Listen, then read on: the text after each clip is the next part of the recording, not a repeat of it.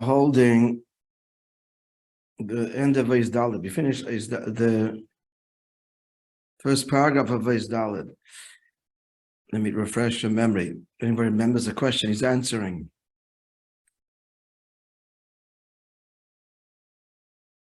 The Rebbe is elaborating on a pirush of Rabbi Leivik. Let's review the flow chart. And he's going to explain Rabbi Leivik's comment in light of what we had learned till now. So what is the comment? So the Zohar says on the pasuk, Ru'u ki Hashem nosan lachem haShabbos. See that Hashem has given you Shabbos. This is in reference to the manna. Moishe is telling the Yidden the first time they encounter the manna and the double portion falls on Friday, nothing falls on Shabbos, so they introduce the Shabbos. So Rabbi says the Zohar, he connects that with the pasuk Shir Amalos Mima Makim. And he says, Mamakim from the depths, from the depths. And he says, it's plural. There's two depths being referred to. Umka de kulav, umka de beta. The depth of everything and the depth of the well. Then he goes on to say that from this well or spring, there goes out and there flows bracha for everything. Implying that Shabbos is the wellspring, quite simply, the wellspring of bracha. Now, in detail, sort of, Chizkiah said there's two wells. There's the depth of everything and the depth of the well. First, umka de kulav, umka de beira. On this, Rabbi Leivik explained, what did he say? What are they referring to?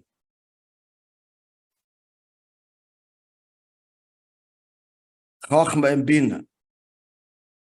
The depth of everything, without repeating the explanation again, but the depth of everything is Chachma, and the depth of the well is Bina. And from there, the Ashpah flows to all 6 middas, 6 days to Zohar. As the Zohar goes on to say, as you can see in the brackets, numbered 36, from the wellspring that goes out and is drawn bracha for everything. Now, what's the connection to Shabbos? Explains Rabbi Leivik, because Shabbos is umka de beira, Shabbos is Bina. And in Bina, of course, is invested Chachma. Bina doesn't exist in a vacuum, it's a result of the development of Chachma. So it's Chachma and Bina, and from there is blessed the 6 days, the Vav K'tzavos, the 6 directions of Zohar, Chesed, Gevurah, Tiferes, Netzach, Yisai, the 6 middas, the 6 days of creation. So far, so good. Then the Rabbi Leivik continues, and he says, and this is the meaning of a Koras Shabbos Eineg. He connects what he just said, that Chachma and Bina, which is / Shabbos, Shabbos is Bina. So that's the makir of the bracha for the 6 days of the week, which means all of creation, all of existence. He goes on to say, and this is the union of Koras Shabbos Eineg. You shall call Shabbos a day of delight, the last line on page Kuf Tzadik. And he says, it's actually not his, it's from the Zohar, that Eineg is Rashi Teves, Eden, Nahar, and Gan. Right? So a river, as the pasuk says, a river flows out of Eden, waters the garden, and divides into the 4 heads. That's the 4 Elamis. So what's Eden and Nahar? So Eden or Eden in English is Chachma, and the river that flows out is Bina. That's umka de kulav, umka de beira. And from there it's nimshach to where now comes our problem, because Rabbi Leivik says, that where is it nimshach? Not as he said in a line previously, that it's nimshach where in the 6 middas, but now he says it's drawn into Gan. And this is the thing of Eineg, but Gan is Malchus. Further detail, this emphasis on Malchus, because Shabbos is Malchus. Shabbos is the queen, Shabbos is royalty. Moreover, Shabbos is Shin Bat. Shin is gematria ma'amakim, that's Chachma and Bina, that's Eden, and that's Nahar. This is all Rabbi. And Bas is, of course, the garden, the recipient, that's Malchus. That gets the Ashpa and the Bracha from the Eden and the Nahar. Beautiful, but it contradicts, or at least doesn't jive what he said moments ago, that on Shabbos, the Amshocha of Chachma and Bina is in Zoh. Now he's saying it's where in Malchus, in Bas, in Malchus. So what's the Inyan of Shabbos? It's Amshocha in the Midas, who's Amshocha in Malchus.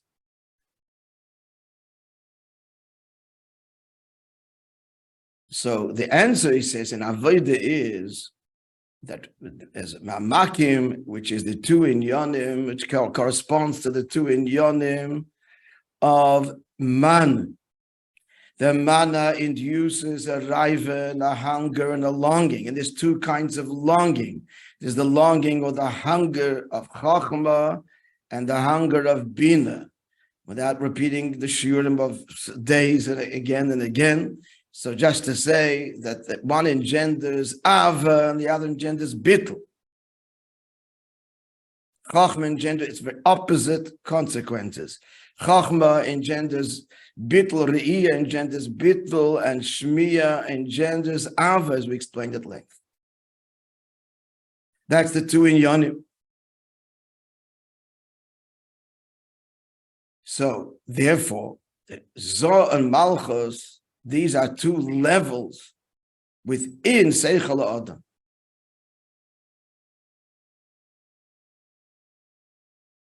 So in Malchus, it's all relative, parallels these two levels of his boneness, these boneness of Re'iyah, which is in the Aflovel, that caused the Ein Sof, and these boneness of Bina and Mamal Kalam, that's explained at length.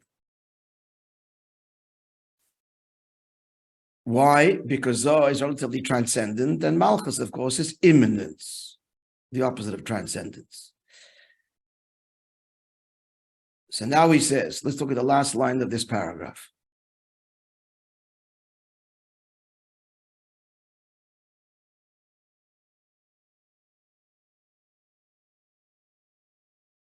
Now comes the chiddush. Now comes the punchline. Let's pick up the text. Let's go back a little bit. V'yesh loima to get the flow. V'yesh loima, page Kuf Tzadik Aleph.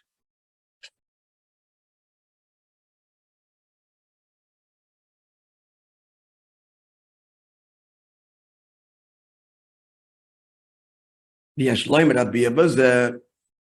So how do we reconcile this Amshocha in the Midas as Amshocha in Malchus? It's both.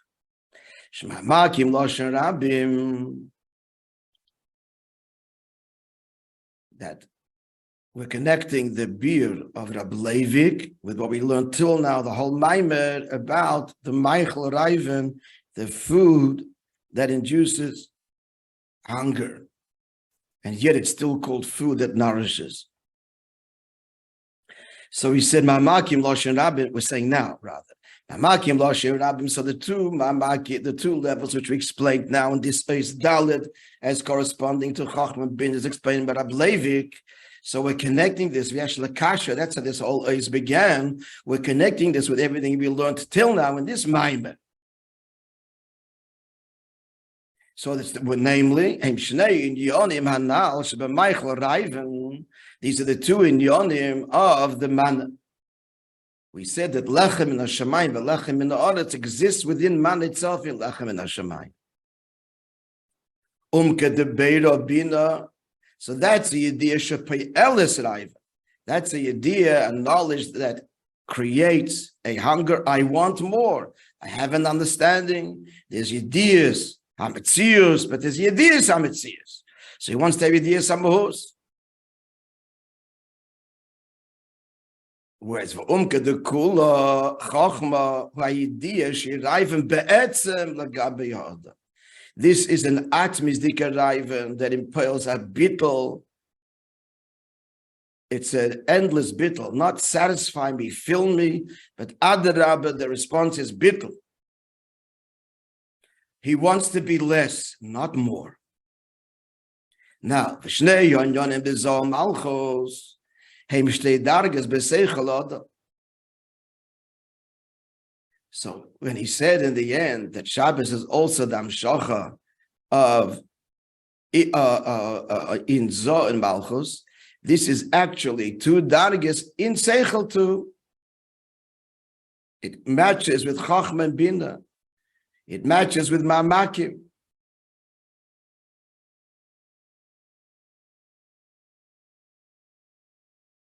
So it comes out that in the Rebbe's beard that his second explanation of Zel was a higher darga, speaking in the way it is in Seichel.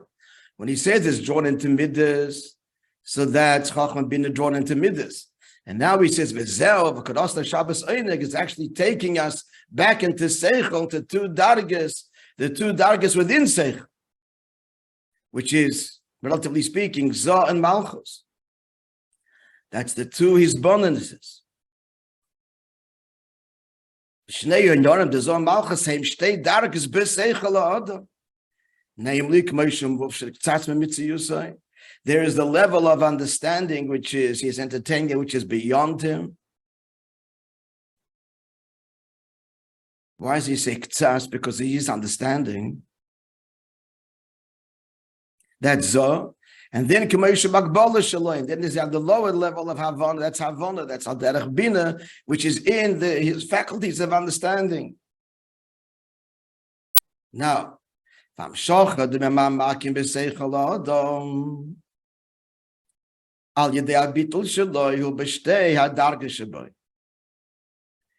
the drawing down of the Ma'amakim of these two depths of Chachma and Bina through his bittul, so this permeates both dargas, meaning obviously bittul engenders bittul, it goes without saying, but that the bittul permeates even the level of Hakbala, that's the chiddush. Listen to the words. Gam Hakbala shaloi, meaning sha'inyonim de pnimius ha'terish mitzat atzmam heim l'mayla ma'seichel nimshachem b'seichel. That the inyonim of pnimius ha'terish, which are be'emes hidden intellect, this itself he grasps. Ba'saga mamish. This is a tremendous chiddush. And this is a result of his bittul. As a result of his bittul, his conscious self, which is his seichel, has a shaykhis to that which is beyond seichel. How is this possible? How is this possible? It's beyond seichel, it's beyond seichel. How does it get?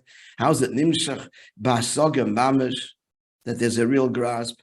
So the answer is that mitzad the etzem, even that which is beyond can be drawn into Hagbolah. For the etzem, there's no Hagbolahs. Havayu olikim, gvul and blig will confuse and become one.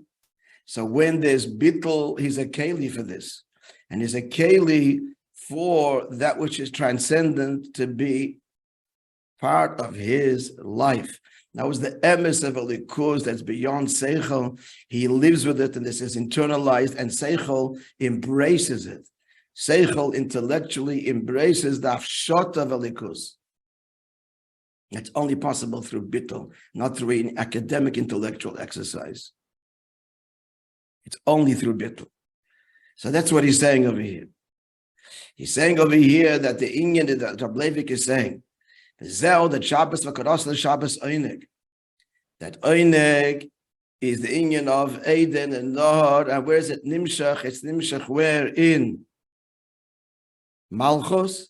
He's saying that even the level of Eden, even the level of that which is beyond understanding through bittul, because that's what that whole avodah is. So even the transcendent levels of Alikus are not disconnected from him. He's suffused with it, and that is, to what, if we want a better word, defines him. He's a chassid connected bepnimius to that which is higher than the world, in simple language. Bepnimius. Bepnimius hecha from Welt, higher than the world, permeates him and defines him and is expressed in every aspect of his life. He's on the one hand in the world, but he's completely higher than the world. He's connected to Likus. This is the Re'iyah, this is the Chachma, this is Bittul, but it's in a pneumistic way. So he doesn't just come there, look and be in awe, and then walk away like Pogav like Noga. After having experienced this the and the Likus, it permeates him and it lifts him, and he lives a transcendent life. What does a transcendent life means? It means he's not dispelled from himself, he's not dispelled from limitations, and he's fluid. He's fluid and he's amenable and he's pliable. He takes that very seriously, but his ego is pliable. So that which is beyond Seichel becomes Nimshech where by Saga Mamish in Zoh and in Malchus. Even in Malchus, which means even in the hardcore conscious self understanding, this too is permeated with the Nor and the Eden. Is that somewhat clear? Yes, what? Yeah. Yes. Yeah. On the contrary, it's not only that also in Malchus is the depth, Chochmah and Bina revealed, but that's the true test of it. The Vav is the Zoh, the 6 Midas, which we're not talking Maisa B'Peil, now we're talking the Midas. They're just blessed from the 7th day. They're blessed from the 7th day, but they're not integral to Shabbos. They're blessed by it. In addition to what we said now, that it comes down into his Peil Mamish, Gami Atzma Nikra Shabbos. Shabbos is called Shin Beis. Factored into Shabbos itself is Malchus. Factored into Shabbos is not the Midas. The Midas are beneficiaries. Shabbos is Nimshech there. My name is Baruch and Kol Yomin. But the 6 days are the 6 days, thank you very much. And Shabbos is Shabbos. But Malchus is Shabbos. Now what's Malchus? Malchus is Peil Mamish. So what he's saying is that what is the litmus test and where is the emes, the true connection to Elikus expressed? It's where it's Davke Chutza, it's Davke Maisa B'Peil, and not in his ergeshim and not in his feelings, but in the way he behaves concretely. That's where the mamakim is expressed. We say to Mizeh, moreover, no, I said that already now. Okay, the first point, Gami Atzma Nikra Shabbos. Shabbos is called Shabbos HaMalka, that's the first thing. It's called Malchus. Moreover, Bas. Shabbos that goes on Bina, Yesh Gam Oisius Bas is the letters Bas daughter. And that's Malchus. What's the Ikir of the Shemit to the Gematria Ma'amakim? The main thing is when it's expressed in his behavior.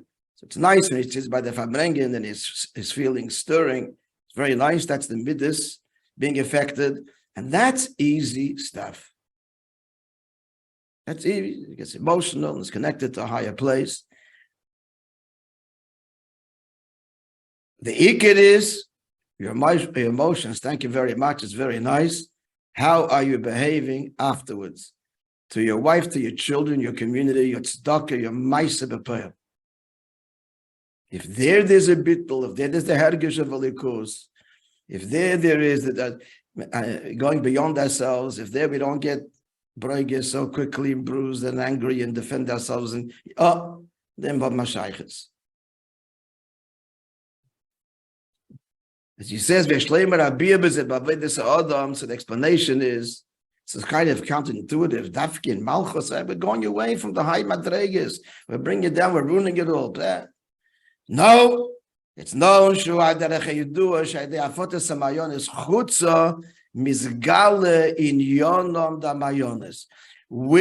mayones? Where is the test that the mayones are really tapped into? If it inspires and changes the chutzah. If it doesn't change the chutzah, it's not the mayon. It's not the etzem. He didn't touch the etzem because the etzem is no agbolus, and the etzem is expressed everywhere, and it's the fundamental unchanging truth. And if it doesn't affect ma'aseh b'peil, we didn't touch the mayon. We didn't touch chassidus at the depth of it. If it's only in some inner level, and some theoretical level, academic or even emotional level, that we're the chassid. But we're not the chassid in Moishe b'Poel. We didn't touch the mayan of chassidus. We didn't touch the etzem. As explained at length in Yonash Teres Chassidus. Yeah, in Sif Yud Chesed, we all learned the end of that contrast.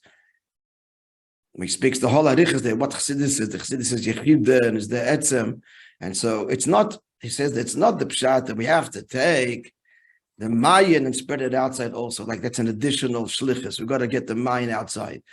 Hafotas hamayon is chutza is the indication that you've touched the mayan. In other words, there's no, you didn't touch the mayan. Revelation, so peaches and cream, spice, beautiful. But the etzem, if it doesn't affect chutza mamish, then you haven't touched the etzem. Because the etzem permeates everything, and the etzem is the essence of everything, and there can be no place devoid of it. And if there is, then we didn't touch it. The whole point of chassidus is to affect bittul. I didn't hear you. It's just it can't come out this distorted. Say it Yeah. again. I said the whole point of chassidus is to affect bittul. Yeah. Bittul in Moishe b'Poel, not just in the heart. There's also bittul in the Hageshim, but the Adgosha he is in the Moishe, in Malchus. Shabbos is Shin Bat base daughter. The Mamakim have to be Nimshech where in Malchus. That's V'yesh L'Hoisef. Before that, he said that what does it mean by Zon Malchus? That's the two dargis in Seichel, the transcendent and the immanent, the Chachma and Bina.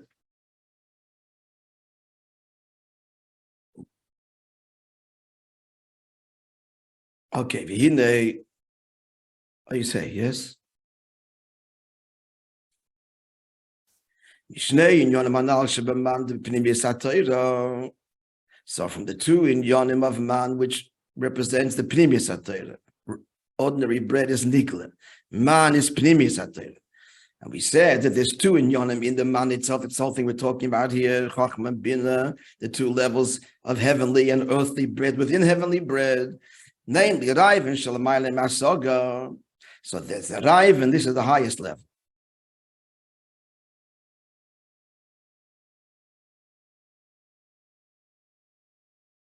So it's a hunger to that which is beyond grasp.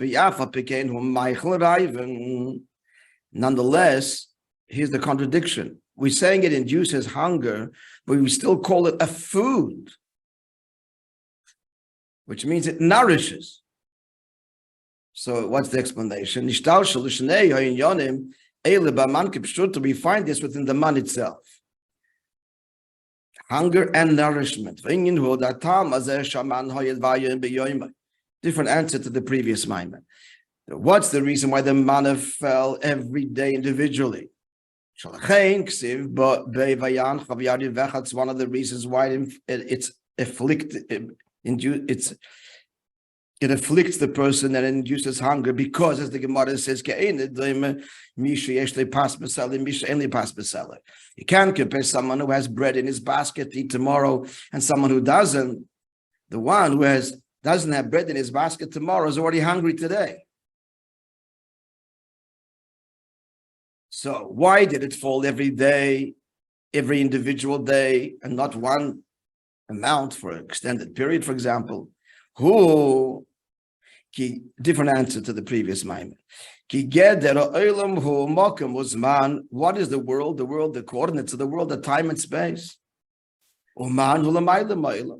Man is higher than the world. So therefore, even after the manna comes into the world,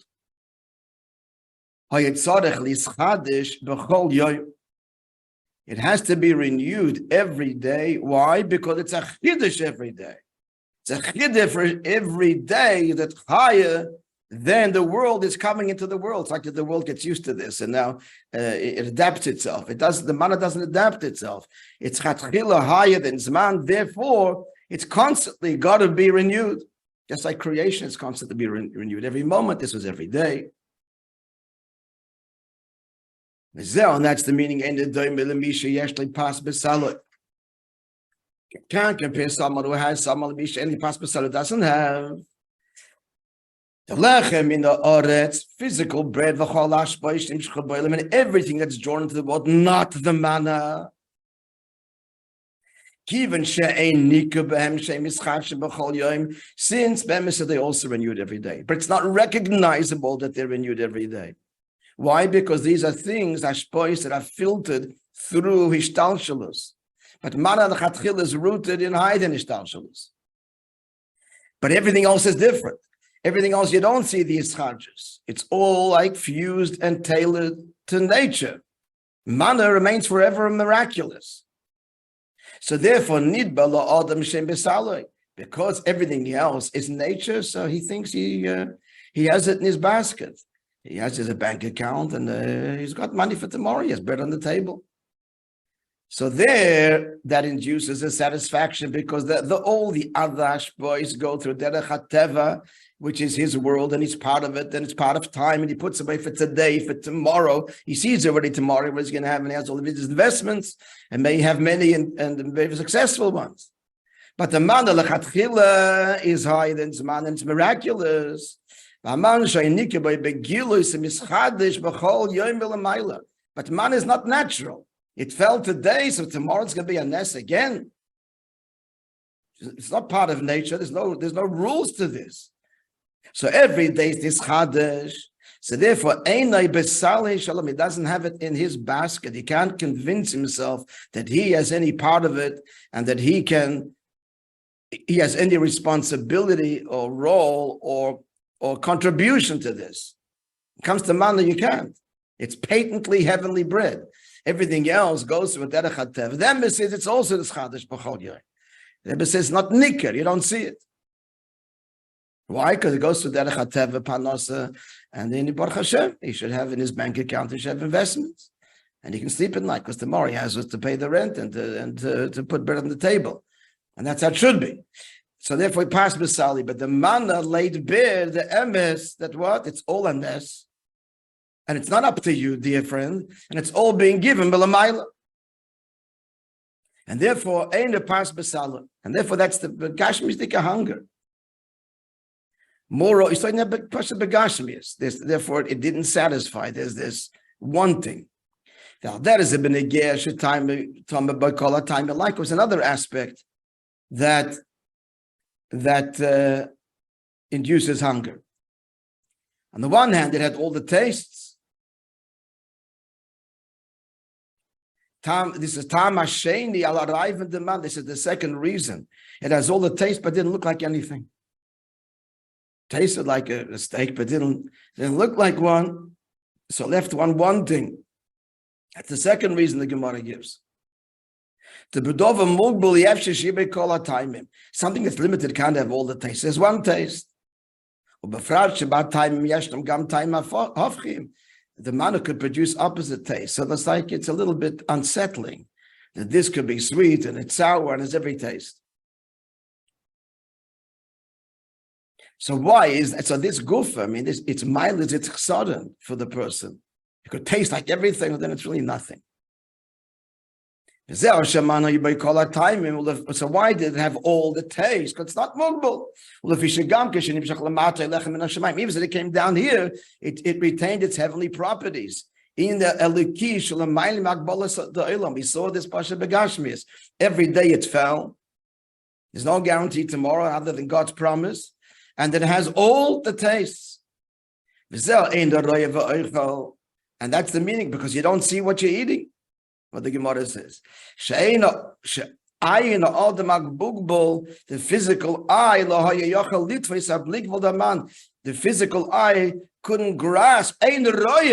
He can't see the infiniteness of the man, which is beautiful. Doesn't see the blikvul of it, the market of it. The manna looks like manna, has all the tastes, but he can't see it. Didn't even see ordinary food. They got sick of it. This white coriander seed-like food appearance.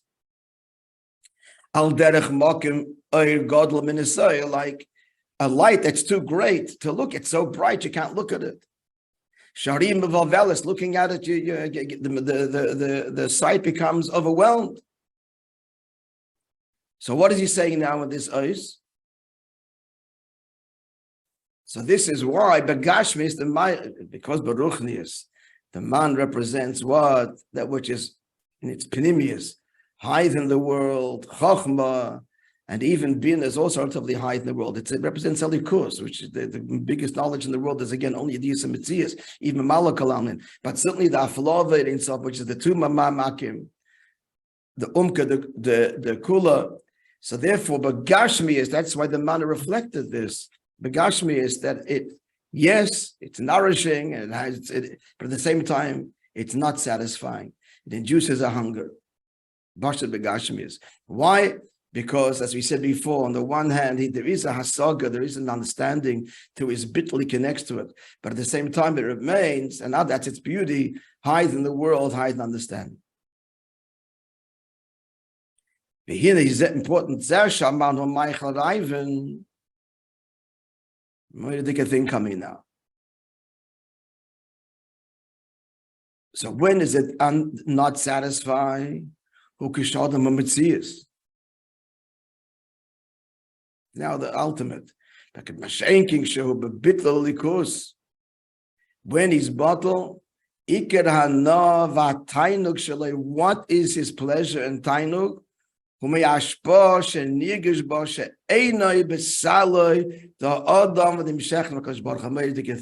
It's this dissatisfaction that satisfies. Relying on the Eibishter completely. This quote unquote uncertainty, meaning to say no guarantee, it's in your hands. This is his tainug. You follow that?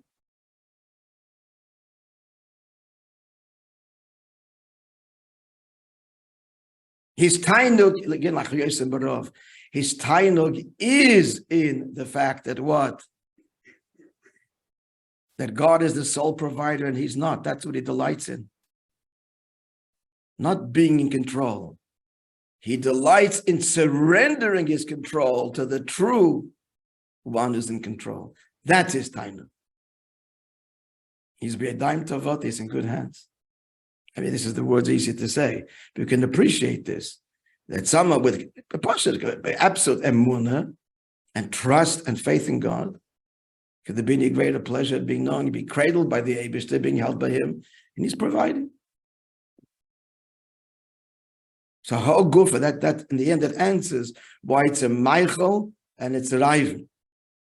The deepest answer in the end, there's levels to this answer. The deepest answer is that it's this hunger that's most deeply satisfied. What's the hunger? It's not in my basket.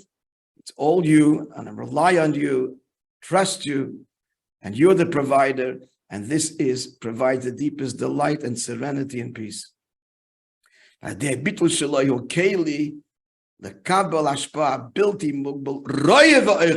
does see. Such a person does see that he eats. What is he saying? He's seeing the bligvul take, and that's what satisfies. The Eibishter's hands. It's not me. It's liberating. Therein is a true pleasure. He's the guy that's a pleasure to hang around. Okay. It's late. Okay, I'm not going to tell the story because it's late. Tomorrow, Be'ezrat Hashem.